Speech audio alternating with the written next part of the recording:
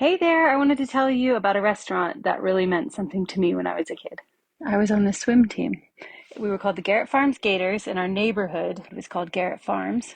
We would have swim meets once a week, and if we won the swim meet, we would all go to Pizza Inn on Chapel Hill Boulevard in Durham, North Carolina to celebrate.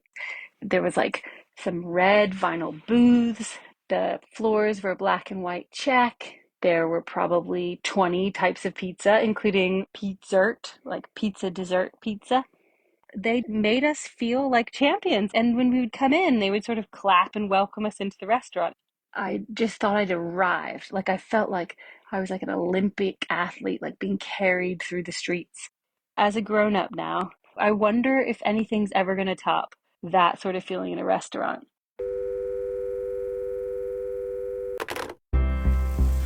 What'd you say? Heard. I got that, don't worry. Okay.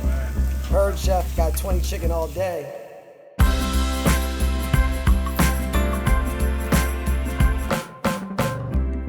The restaurant table is the stage of life, where romance, drama, and tragedy is tasted, and comedy seasons the soul.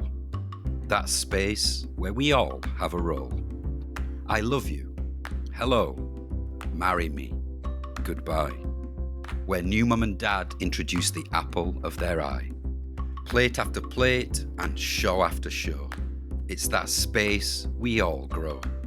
It's the chef's stage, the server's stage. It's our stage.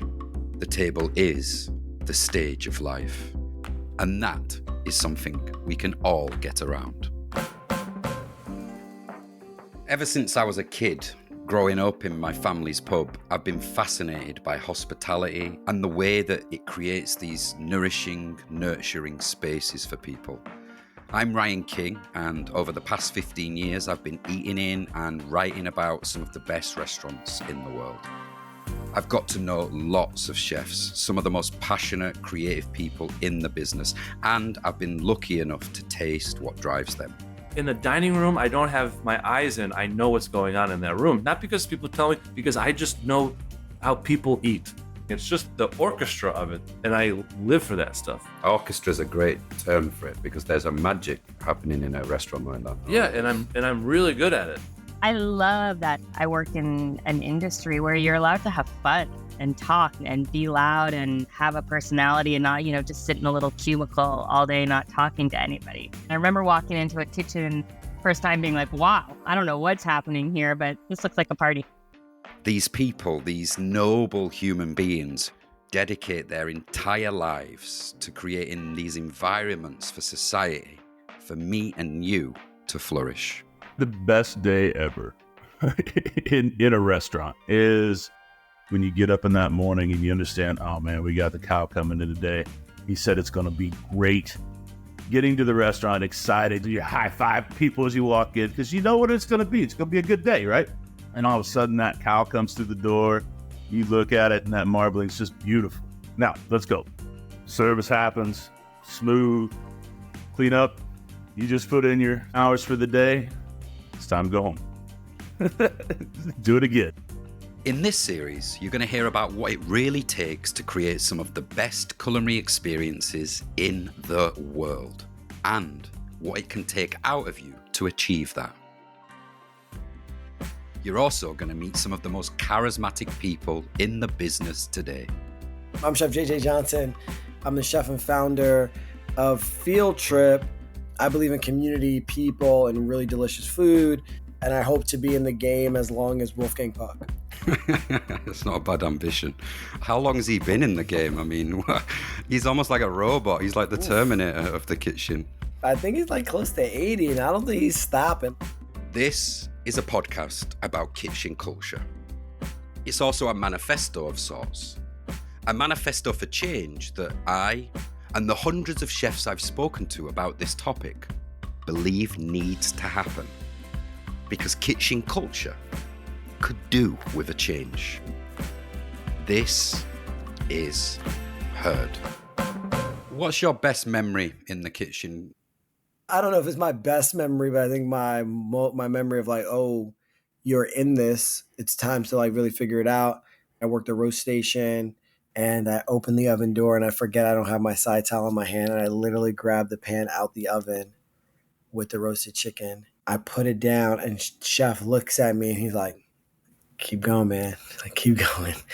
And I like plated, my hands on fire. I'm plating, cutting the chicken, probably a tear dropping in the corner. And then he like comes over with the 6-pan with a bunch of salt in it. And he was like, yeah, just keep massaging your hand in the salt. You'll be all right tomorrow. And like, that was a moment for me, like, ooh, you got to push through. Like, you can't let things stop you in the way because you should have been paying attention. Wait a sec. I thought we were talking about the best days in the kitchen. If that's the best, what's the worst? I was always getting burnt, or people would like not say behind and like tap my freaking elbow or my forearm with the hot saute pan as like initiation to the kitchen, which is really messed up.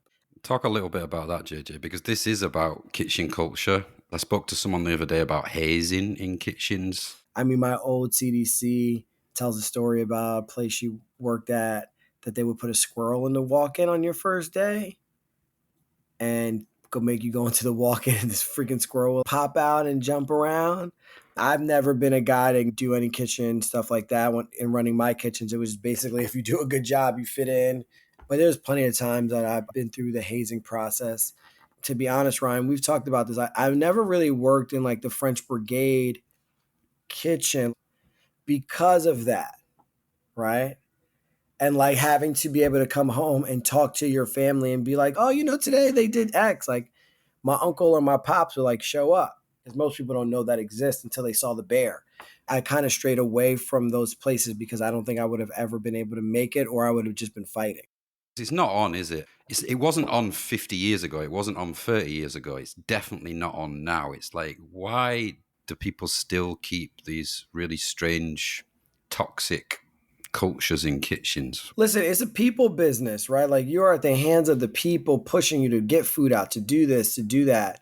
When you are around high intensity, high sprungness, right? You lean into something. If you feel like you're going through stress, you need to push that off onto somebody else, or you need to then abuse your body with alcohol, drugs, or whatever it is, or you need to abuse somebody, right?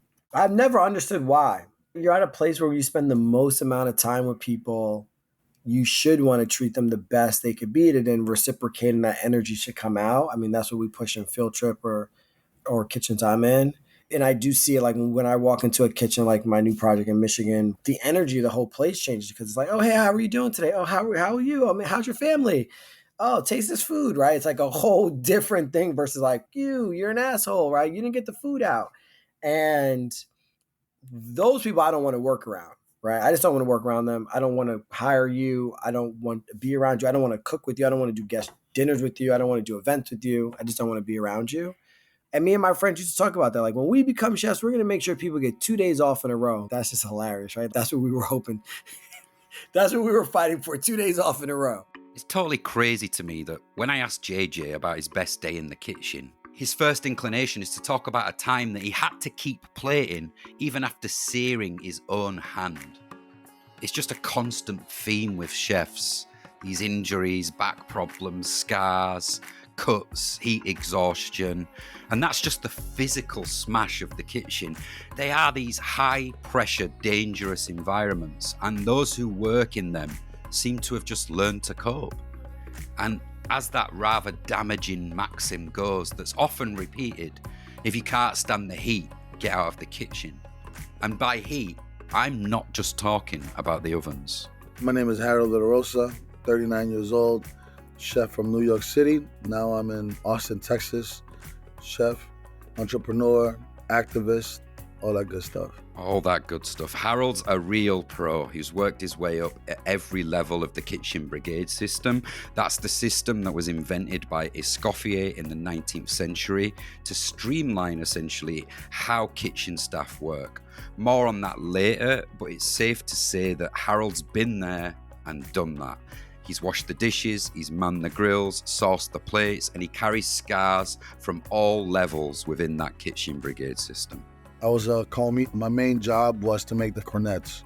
That was like a big deal. The count is supposed to be for the whole day. So 100 covers, going to multiply it by two services. So it's going to be 400 pieces. So you got to make 400 cornets a day. So that day we had a private party. So the numbers was up like 600 cornets, right? Some crazy shit. Usually I come in at 6, but that day I came in at 4. I banged all of it out. So I'm in my mode already. Boom, I'm making pasta now. I'm in the pasta room making pasta. I'm just like rolling beautiful pasta, right? Boom. This French guy, the sous chef, he's one of these guys that walk around with the one towel on the side, you know what I'm saying? He comes up to me, brings my whole set of cornets. He looks at me. He's like, you made these cornets? I said, yeah, I made them, chef, yes. You stand behind these cornets? I was like, yeah, chef. I'm making pasta stuff. Stand behind these cornets. He takes half of it. And this is 10:30. Service starts at 11. He takes half of it, crushes it in his hands, puts it in the garbage, and he said, I'm not using these for service. Do them over. And I said, all right. And so from 10:30 to 12 o'clock, I'm in the middle of the fucking main kitchen making these fucking cornets with service happening, and all the other chef de parties are like bumping into me. Like from that point on, I was like, you know what? Fuck this. Do you think there was an actual problem with those cornets? No, I think he wanted to push me to the utmost limits. He wanted to see how he can break me and then build me back up to whatever he was trying to do. All these guys confident that I can bang out 700 in 3 hours, all right. But he didn't know I came in at 4 a.m., didn't clock in. I was the only motherfucker in the kitchen, turned everything on, put everybody's fucking salt, pepper, everything was filled up, olive oil. Like, that was the most, like, torturous moments. There was more hard ones, but that was a very torturous moment. And that's the thing, chefs care so much. They're these passionate, creative individuals, and often they're striving for perfection in the kitchen. But when people do care that much, their goodwill, that creativity, that passion, it can often be taken for granted, even exploited in some cases. And you only have to look at figures to see that kitchen culture is leading to a crisis in the industry. Over half of chefs surveyed by the Unite Food Workers Union say they've experienced depression at some point in their careers. 81% of people working in professional kitchens have experienced some form of poor mental health during that career, and 48% of those people say that not enough is being done to support their mental well-being. Sadly, the coping mechanisms to these startling and, quite frankly, worrying figures often becomes drugs and alcohol. And I've seen it firsthand in kitchen staff of every level, more times than I'd like to admit. In the same breath, and something that's accelerated certainly since the pandemic, chefs are struggling to hire and retain staff. Food service and hotel service workers have the highest resignation rates of all industries in the US. It's this constant issue, a costly revolving door. Something has to give. As this series rolls out, you're going to hear from people who can help and explain some of these issues. There are countless kitchen leaders pushing for change, numerous organisations that are here to help, and a host of professionals well away from the kitchen that the restaurant industry can be inspired by and learn valuable lessons from. Dr. Tom Ferrero is a sports psychologist who works with people at the top of their game. Golfers, tennis players, boxers, baseball players, basketball players, soccer teams. You're going to hear more from him in the next episode.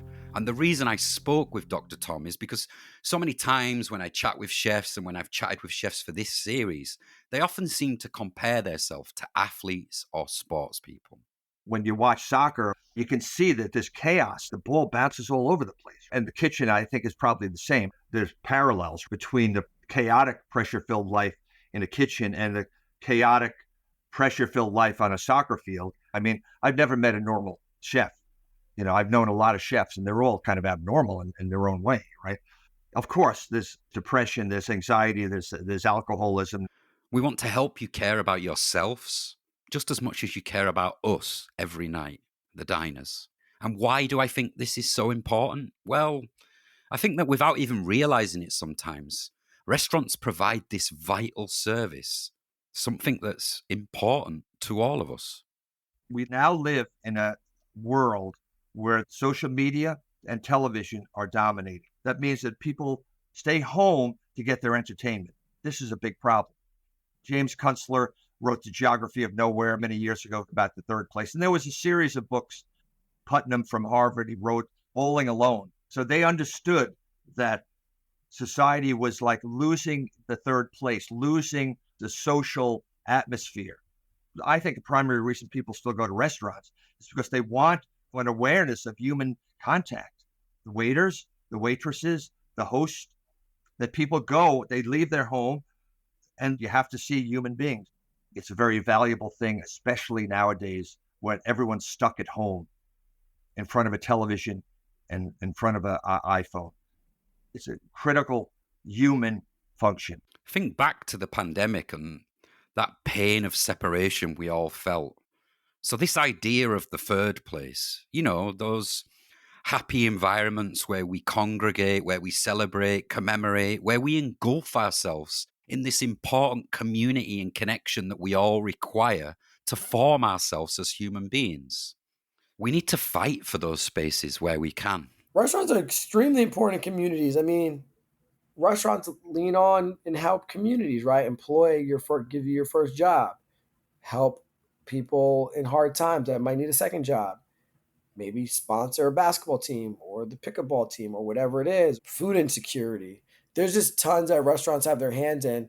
I think the issue with restaurants is that people still look at us as a working class. Even the chef, right? Like, yes, the chef has some glory now. Ooh, you're a chef. People get excited. But it's still not looked at as like or a doctor or a lawyer or the finance person. And that just has to do with they make more zeros at the end and they contribute to society that way in a capitalist society. You mentioned all of those professions. I believe we trust chefs more than those professions. If I go to the doctor and he gives me 5 new drugs, I'm probably going to get a second opinion. I'm going to check the side effects. 100%. I come to you. You can give me 5 ingredients, 5 dishes I've never encountered before. You can literally spoon it in my mouth like a child and I'll open wide and eat it because there's a trust in chefs. I never thought about it that way. I never thought about it like that. What you do, I put in my body. It's very intimate. There's got to be a level of trust for that to happen. I think that is like something really important to think about, right? It could shift the narrative of like what job you want, right? That's really mind blowing. You just blew my mind on that one. I genuinely believe this. I do. I think we trust chefs. And this makes me wonder, who is looking after these people who create our third place? Herd is all about highlighting and celebrating those people. Herd, chef. Chef Herd. Hey, what's up, Grog? I'm doing an interview with my friend from Paris. Harold definitely needs to be highlighted and celebrated. He's an amazing chef and he's one of the most chilled out dudes I know. But trying to get 40 minutes of quiet time with any chef is pretty much impossible. This is Ryan. Ryan, this is my buddy Jonah. You should interview him. He's fucking old as fuck too. He's been in the game for like 30 years. Give me like 10, 15 minutes. He might be busy, but Harold is trying his best to change things. He's got beef. He's got beef with lots of things that are wrong with the industry, from hazing to alcohol abuse. But one of his biggest beefs, and it's one that he speaks about constantly, he's written about it, is his beef with the organizational structure that's employed in restaurants. This structure that he thinks causes added stress and promotes toxic environments and work relationships. The Escoffier Brigade system is basically a way to create accountability across the board from top tier all the way down. It came down to creating a system where everybody was getting their food at the same time. The food comes out in a certain way. Sauces are not broken or things are not undercooked. I mean, that's actually a little bit of an understatement. Escoffier's brigade system is really important. I mean, it revolutionized the way we eat in restaurants today. Before that type of organization that he put in place, restaurants would simply serve banquet or buffet style meals. You as a diner had no choice. The idea now that we can go to a restaurant and you can order the chicken, I can order the lamb, our friend can order the salad, and all those dishes hit the table at the exact same time, fresh and warm, that cannot be overlooked. The real sad thing is that when he invented it, Escoffier thought that this kitchen brigade system, now employed by almost all fine dining and top restaurants around the world, he thought it would create more leisure time for chefs. Instead, it's often cited as one of the reasons kitchen culture has become so toxic. This top-down structure that dispenses power from head chef down to what Harold calls the foot soldiers. There's the head guy, the general, the executive chef. There's the right-hand guy, chef de cuisine. Then there's the lieutenants, sous chefs. And then you have the sergeants, the junior sous chef. And then you got the foot soldiers, which are the line cooks. And then, dishwashers and prep guys underneath that. This system, Harold, as someone who's probably worked their way from the bottom to the very top of that system, what are the problems with it? The main problem really is the egos. That creates the problem. If the ego from the top wasn't so low or the self-esteem wasn't so low, everybody would be flourishing. The ego creates the low self-esteem, and then that's where the hazing comes in.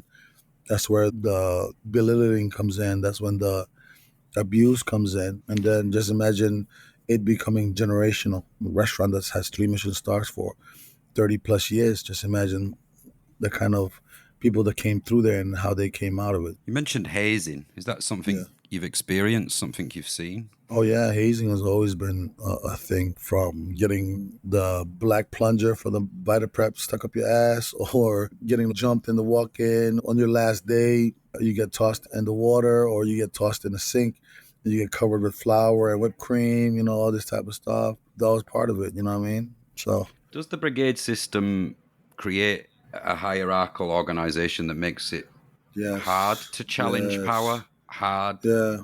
You Definitely. Feel a bit powerless? Yeah, especially if you're in the bottom, right? You're a line cook. You work the station all the time. There's a chef. He's not a chef anymore. He works for MAD now. The chef of Faviken. Magnus Nielsen. He works backwards. All the cooks plate. They all call out the tickets. And him and the sous chefs cook all the food, and they work the station back and forth with the cooks. As I'm getting older, I like to work in smaller restaurants now, smaller teams.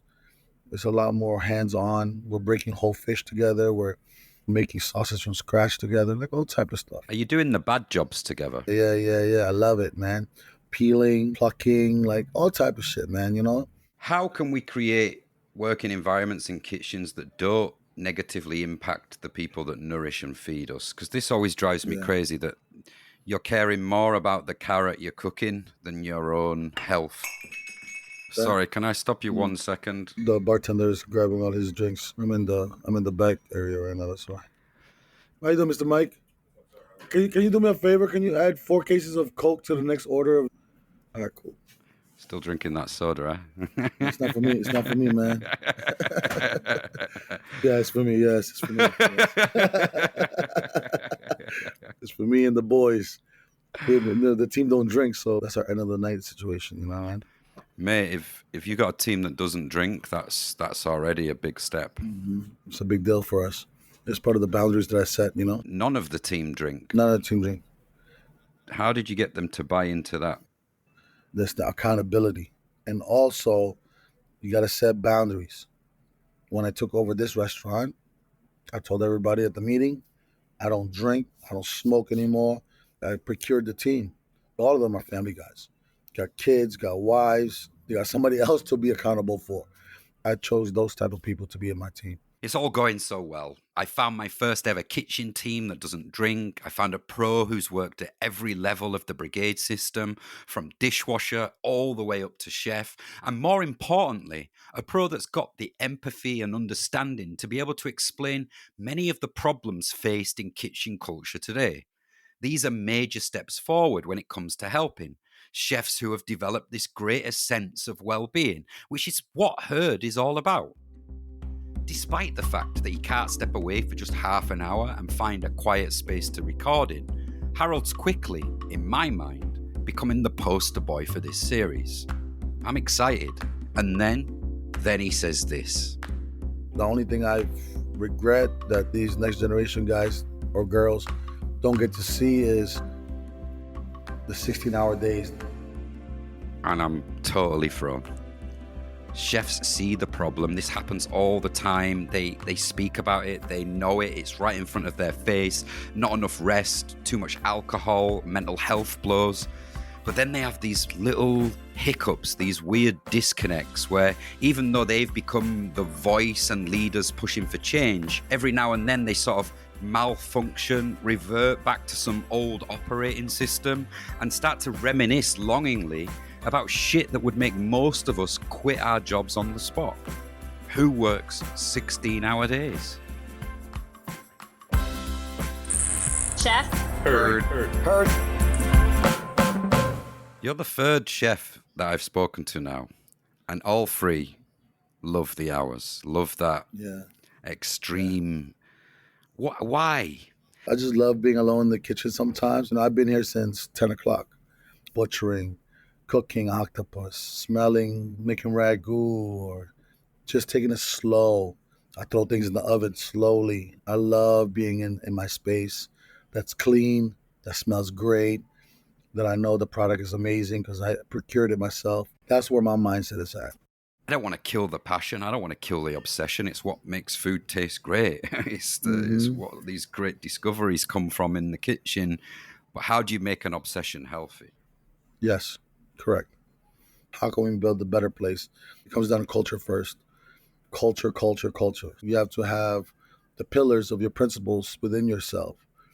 I stopped drinking, I stopped smoking. I'm having a family now soon. All these things are part of the new evolution of what I'm looking into. The restaurant is a reflection of the chef. You need to be standing on your own tools before you can even run a spot. You know what I mean? Without these type of conversations happening, we're going to be stuck in the same thing that we've always done year in, year out. Our culture in the restaurant is always stuck in the past, but we never had a chance to think about the future and think about the next level of culinarians that are coming after us and how we can set them up for success. And it doesn't work anymore. You can see it already. It doesn't work anymore. Evolve and elevate, just like other industries. So Harold's doing all that he can to evolve and elevate by questioning traditions like the brigade system and also challenging some of the bad habits that have formed in restaurants. But there is an endless list of structural problems in the way restaurants operate. Understaffed, underpaid, lack of sick days, the missed moments with family because you can never get a weekend off, the fact that very few places offer healthcare or can even afford to offer healthcare. All these structural shortcomings have this detrimental impact on kitchen culture. Some of these structures are just so ingrained in the restaurant business, it seems that it's going to take forever to change them. And that then makes me think of that famous quote from the even more famous artist, Andy Warhol, who said, "They always say time changes things, but you actually have to change them yourself." I had to figure out a way to pay my cooks more. Here's Amanda Cohen from Dirt Candy in New York. And I was looking around like, where am I going to get more money from? Coming up, you'll hear about how in trying to pay her cooks more and trying to pay what she calls a living wage, Amanda made a very costly and controversial decision that I think very few restaurant owners would be willing to make.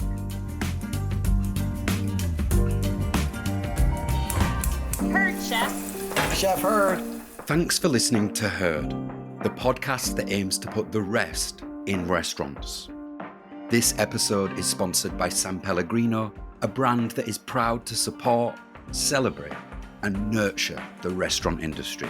Heard, yeah, I got that. Don't worry. Amanda's another changemaker in the industry, someone who's spotted a problem within kitchen culture and is doing her best to fix it. New York had lost a lot of cooks. Cooks were going to other cities. With this in mind, Amanda took this huge step towards trying to rebalance the back of house and front of house in her restaurant by getting rid of tipping. I had one server and they were making a lot of money, and I didn't want to take the money away from my server, but I was like, it's kind of crazy that I'm paying my cooks, I don't know, like 120 a night, 150, which was good at the time. but my server is making about 500 in tips a night. And that's a bizarre system. And then I started researching tipping, and I was like, oh, I really don't like this system at all. It's pretty sexist and racist. And it actually, more than anything, it makes no sense to me. Why is it sexist and racist, the history of tipping and the use of tipping? The history is complicated. It really came out of not wanting to pay African American train conductors. So they just worked off of tips. Those were the Pullman conductors. And then it sort of stuck. And so tips became paying people a very small amount of money so that they could earn the rest of their salary, and tips sort of became the norm in the service industry. And if we lived in a less racist, sexist country, this probably wouldn't be a problem. But unfortunately, the United States still has a lot of issues, and BIPOC people tend to get tipped a lot less. And women, I mean, young, cute, sexy women with like low cut dress, maybe they get tipped more. But as women age out, they tend to get tipped less.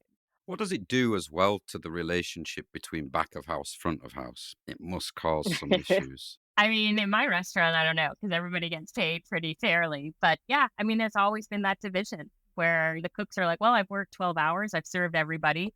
I'm going home exhausted. And the front of house is like, well, I've worked 8 hours and I've made 5 times as much as you, and I'm going to go out and drink.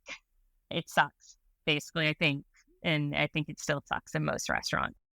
How difficult was it for you to implement a no tipping policy? I imagine lots of servers are like, fuck that, I'm not working there, especially in New York, where I guess you can earn a lot from tips. We actually have this really weird sort of a spectrum of people. We have really, really young who've never had a job before and are really excited to get paid that much money. And on the other end of the spectrum, we have people who are probably a little bit older and they don't want to work for tips. They really want to know every week what their take home is going to be. They don't want to be like, oh, well, there was a storm, so we only served half as many people the last 2 nights, and I'm not going to make my rent this month. And you as a business owner, why are more people not implementing this? When we started it, nobody was doing it. And then a bunch of people did it. And then that bunch of people undid it. But I'm dumb and I just stuck with it. I think most restaurateurs, and I can't speak for all of them, would actually love to give up tipping. Because tipping actually makes no sense. Nobody changes their tip. So what are we pretending here? If you're a 20% tipper, you're always going to be a 20% tipper. We're playing a game where we're pretending that it's not as expensive as it is. It's like buying an airplane ticket. You're like, that's $300. I can afford that. And you're like, oh, but I have to buy the seatbelt and the cushions and the access to the bathroom and then the taxes. Like it's just a game where we're trying to trick you. So for most, when you sort of get rid of tipping, you have to take that money, you roll it into your prices, and then all of a sudden, everything increases. Your insurance is based on your revenue. And my revenue has now increased 20%, let's say, because I've rolled that into the prices, and that's what I've taken in. So that's a hit you take. And now as a restaurant, because that's all rolled in, you are taxed, your payroll taxed. And so you get these double hits, and it's expensive. It can really add up. When I first opened the bigger restaurant, I'd gone from, I don't know, I think I made like $1 million a year, maybe like 1.2 million. And then when I went to go do the new numbers with my insurance agent, I was like, and we only really doubled in seats. And I was like, well, I think my Excel program tells me it's going to be like 3.5 million or something. And he's like, are you insane? And I was like, well, no, because we're including the tips. And so it's all in there. And that's an extra 20%. So without it, it would have been, I'm sort of making up these numbers, but like 3 million. And he's like, oh, yeah, well, your insurance is going to go up a lot. You mentioned lots of people did this and then sort of rolled it back. And there's many famous cases, but you're the one who kind of stuck with it. I stuck with it because I'm really stubborn and I made such a stink about it. I mean, there was lots of times when we thought we're not going to make it. I'd actually rather have closed the restaurant than sort of given up this. It's like I can't unsee what I've seen. It's a bad system. Again, it's racist. It's sexist. I don't want to participate in it, even if it means I might have a more successful restaurant.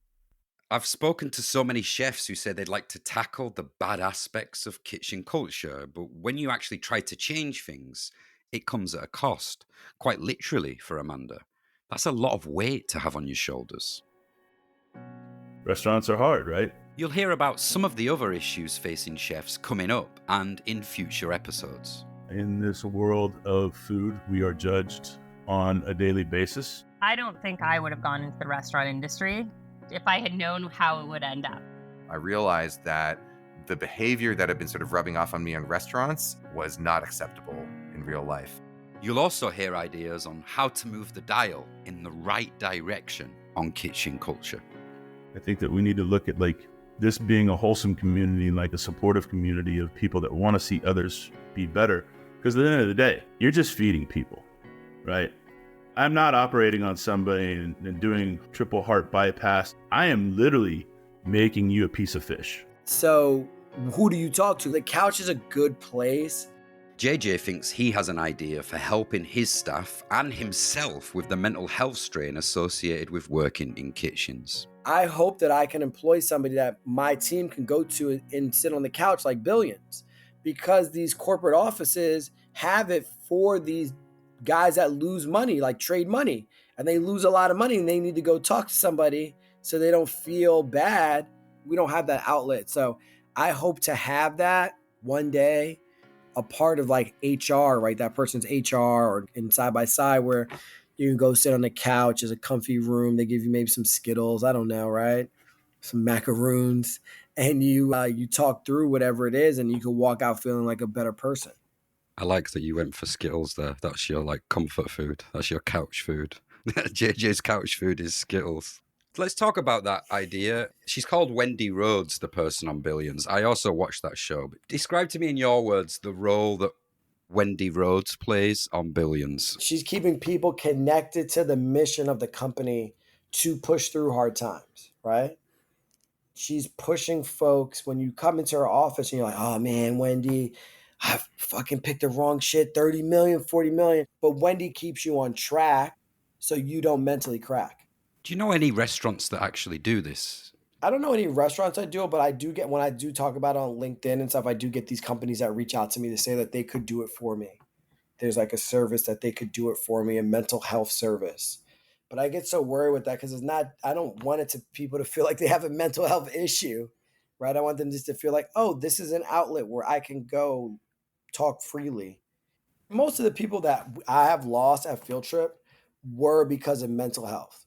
They needed to go because they were dealing with X. And if I still had a lot of those people, we'd be a stronger company. That's shame on me. Like I couldn't figure that out. But if I did have a Wendy, I think a lot of these people would have stayed because they then are talking to their issues to the general manager or the manager. And we're all telling them, we all have a rough life. We all have something going on in our life. We all got personal issues. But you got to be a professional and show up, right? We're telling people that all the time. People are telling us that all the time. Sometimes you don't need to hear that. You just need to be able to go talk to somebody and them to say, are you okay today? I heard you. Heard, JJ, and I think this is something we should look at in future episodes. Let's prep, let's go. Heard, Chef. Chef Heard. I got this. Like JJ hinted at before, there's a taboo around talking about mental health issues. People just don't want that label, and that's understandable. But if we are going to change things in this industry, you can't argue with a stat that says 81% of people working in kitchens have experienced poor mental health in their careers. Chefs are passionate, creative, driven people. But when you put passion, sometimes obsession, and I would call it obsession, into an environment where there's all this pressure, it's just not surprising to me that sometimes the lid can blow. I don't think this industry made me bipolar, but this industry is perfect for someone like me. Greg Backstrom wants to help the industry by speaking about his own fight. From 2018, I was progressively drinking more and more, and I noticed that I was, and I tried to do something about it. I was very down. At one point, I got drunk and passed out in my own restaurant, which is what brought me to the point of agreeing to go to rehab. So I got a therapist, I got a psychiatrist, I got put on antidepressants and anxiety medication, go to AA meetings. I just thought, like, if I could stop drinking, then everything would be fixed. I got out, and about 3 weeks, a month later, I started drinking again. On this day where I finally got away, the restaurants were surviving COVID. I had to go to my family's farm in Chicago. where I was supposed to be playing with my nephews at a sleepover with my dog that I brought. Was the night that I was arrested for a DUI. My father came to pick me up. I jumped out of the car, went to a Buffalo Wild Wings. My sister found me. She was concerned that I was going to kill myself based on the way that I was acting. But I convinced the police to just bring me to a motel instead of letting me go with her. So then I just drank all night and contemplated suicide. And the next day she found me somehow. And she was like, look, Greg, I don't think that this is just hereditary alcoholism. I don't think this is just depression. Something is wrong. I think you need to go to the hospital. That was the first time that the notion that there may be something wrong with me that a doctor could fix, that gave me a lot of hope. And then the next day, we went to Northwestern Hospital, where I stayed for about 3 weeks. And during that time, they assessed that I was bipolar. And so that was that component that was missing. They immediately took me off of all of my medication, and they put me on a lot of lithium. That whole occurrence was like this pivotal point where I'm much more sound now. That day I was put on lithium was the last day I drank. The title of this episode is Lessons Learned. What does your self-care routine look like now? What are you seeking out? What are you doing to maintain your own balance? I'm still trying to figure out how to get days off. I do work 7 days a week still. Homestead just turned 7 yesterday, and so I've been doing that ever since. And is that because you worry that you can't step away, or if you do, there's going to be a disaster, or because you need it? You still need that intensity? I don't know if I need it. Mostly I do it because I want the staff to think that I'm in it. I don't want it to be that I'm asking them to do something that I wouldn't do myself. I mean, only 3 weeks ago was I putting out breakfast by myself at 5 Acres and then expoing at Petit Patat at night. Do they get a day off? What does their week look like? Are they working 7 days, or there's nobody in the company that works more than 5 days a week? Just you? Yeah. Do you think you need to start taking time off? Is that a problem that lots of chefs face? Yeah, but it's just not that simple. People do not understand how little money there is in restaurants. Like, I don't make that much more than my highest paid employee.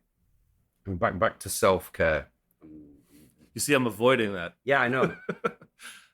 I don't. I am very unhealthy in that regard. I don't fuck with my meds. I'm in bed at 10 o'clock with my meds in my system. So, I mean, that's the start, because sleep is very important. Yeah, well, especially with being bipolar. You know, I have a trainer, but like, again, I was going to the gym for a couple of months again, but 5 Acres needed me for breakfast. So I just told that guy I wasn't going to see him for a while. I'm very quick to just drop everything and come. Psychology, are you doing that regularly? Are you doing therapy? Yeah. I think it's quite refreshing that you're not like, okay, I've found all the answers. It's evident that you've gone through this real hardship.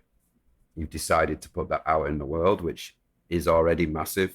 You could have been more into like, I've got to control my image. I don't want this to be out in the world. And it's kind of obvious now that you're going through that process of analyzing it, questioning it. You need to take a fucking day off, bro. Yeah. But the reason I did that is because on the same hand that I'm not an expert and I don't want this to be my identity. I want to be that I'm a talented chef in New York City. I just am this very specific thing that also seems to be a cliche in our industry, to be a bipolar drunk chef. And I don't want to hide from it. I want to move forward.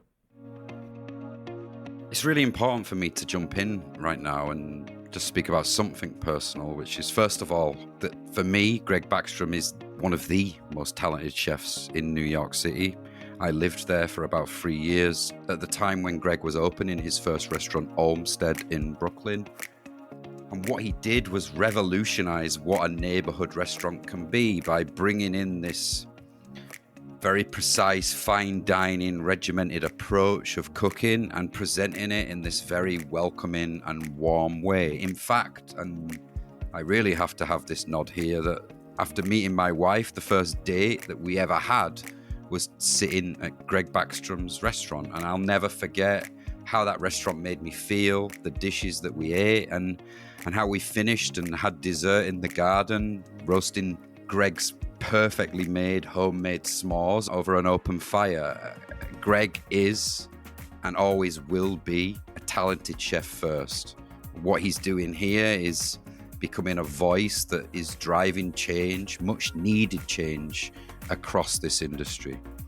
He should be an inspiration to everyone, whether they're seeking help or they want to learn from a great chef. And do you think this process has changed you as a leader? I could talk about this forever. But it's not a one size fits all. Me, as someone that really wants to be way more empathetic to this stuff, I don't know how to do that because I don't have money, because money would be the answer to that. But who do I get that information from? Like, who is my mentor that I'm supposed to look up to? There should be some institution here. And we have all these institutions and all these stupid awards in this stupid industry. How is it the thing that like anyone complains about is what I'm talking about? How is it that in the industry, there's no one saying, okay, set up a 501c3, let's deal with this? Where is the institution? Like, where's the publication that's doing this? After speaking with Greg, I couldn't get this line out of my head. I worked as a journalist for 15 years. I managed a website as an editor all around food and chefs for 5 years. And I do wonder, did I do enough as a food journalist? I think I probably did more than most. I stood on stage. I brought these issues up. I discussed kitchen culture. I tried to bring examples and resources of restaurants that were tackling many of the issues that we mention in this episode. But is that enough? Did I provide enough resources? Did I provide enough inspiration, enough information in my role as food journalist? I'm not sure. And maybe that's something I'll continue thinking about as this series progresses. I also couldn't get it out of my head of exactly what he said. Where is that 501c3 that's trying to help that 81% of chefs who say that they've experienced poor mental health during their careers? Where are they? When we decided to start working on the mental health care programs, it was right after the passing of Anthony Bourdain. Chris Shepard set up Southern Smoke as a 501c3 back in 2015. One of my chefs, dear friends, died by suicide pretty much the day before that happened. Chris founded Southern Smoke alongside his wife, Lindsay Brown, in an attempt to fundraise for a friend of his, a sommelier, Antonio Ginola, who'd just been diagnosed with multiple sclerosis. After a few years running festivals and raising money for the MS Society, impressive amounts of money, Chris was then convinced by one of his own chefs to start focusing on trying to tackle the mental health crisis that we're seeing happen across kitchens in America. My chef looked at me and said, hey, we have the opportunity, you do, to put everybody in a room and figure out how you're going to change this industry a little bit. And I was like, well, that's how we're going to do it. And we had all 28 chefs in one room, nobody else. And I got the mental health care director from one of our local hospitals. If there was any questions, I am not a mental health care professional. I cannot answer that. And so I just wanted to have somebody there that could answer those questions. And so we sat back and we talked about, because as a foundation, we were funding crisis from around the country. How do we get to the point before they're in crisis, we can already have them in a program or something? Is it mental health? Is it drug and alcohol addictions? How do we change it? How do we make it easier for people? And what we came up with was mental health care. And how that ended up happening is that the University of Houston, once pandemic hit, the PhD students couldn't get their hours that they needed to graduate because they needed to have actual physical hours with people. And so Mental Health America bridged that gap with us. People could apply through Southern Smoke. We would verify, put them into a program at the University of Houston so that the PhD students could graduate and that we could get mental health care sessions for our industry as well. And so at that point now we can give folks up to 20 free sessions or 6 months of service. And so we found that really works. I had a sous chef from a different restaurant come up to me and say, thank you so much. I've been using the mental health care program and it's amazing. So it really does work. And I had an individual say, thank you so much for this, because without this, my wife and I would not be on this planet. Are you surprised by the uptake and how many people are using it? I'm really happy. And I think that we still have a long way to go, because I still think that there's such a stigma to the actual saying, hey, I need to talk to somebody, because most people are like, no, I'm good. And then it's like, nobody's that good. We all need to talk to people no matter what. California was always one of our states. It was like, it's available, but people don't really use it. We had 2 chefs in LA that died by suicide within a week. Then awareness started to happen of what we're doing. And I think we increased by 150% immediately overnight. The universities will tell you that therapy is something that people will stop doing. And the hospitality, food and beverage industry doesn't really have a great track record with people with longevity. But our universities in New York are like, we're 100%. Nobody leaves. They go through the whole program. There's so much that needs to change in this industry. But the work that Chris and Lindsay are doing, this type of mindful mentorship with Southern Smoke, is exactly the kind of contribution that Herd is all about highlighting. If you've been affected by issues that have been raised in this podcast, or you just want to sit down and talk to someone, then please head to southernsmoke.org. Because, as Chris says, it shouldn't have to take you losing a friend to make that decision, right? You need to listen to yourself and know that there's options out there. I don't want to see a day where people make a decision and not be here with us. You've been listening to Herd, the podcast that aims to put the rest in restaurants.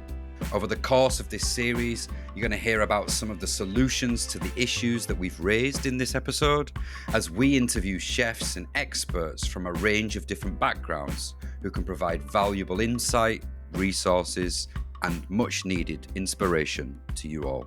I think it's a life of purpose, and I know very many happy chefs who have had a life where they contribute. There's so many positives to it. We still need better wages. We need to make healthcare more affordable, and we need to make childcare a priority.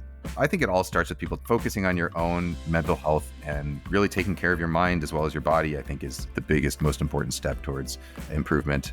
You can give 1 hour to yourself, whatever you do. It could just be meditating, it could be sitting out on the couch, but it should be something that is getting you to live a longer life. There's a lot for us to tackle here, and I'm up for it. Are you? In the next episode of Herd, you're going to get advice on what you can do if you're struggling with your own mental health. There's some inspiration on the way from Dr. Tom Ferrero and chef and food writer Kenji Lopez, who's going to share his own story. Herd was hosted and produced by me, Ryan King, and produced by Helen Brown. Thanks to all of our guests, Greg Backstrom, Amanda Cohen, JJ Johnson, Chris Shepherd, Harold Villarosa, Kenji Lopez, and Dr. Tom Ferrero. Thanks for listening. Remember to follow, rate, and review to spread the word about Herd.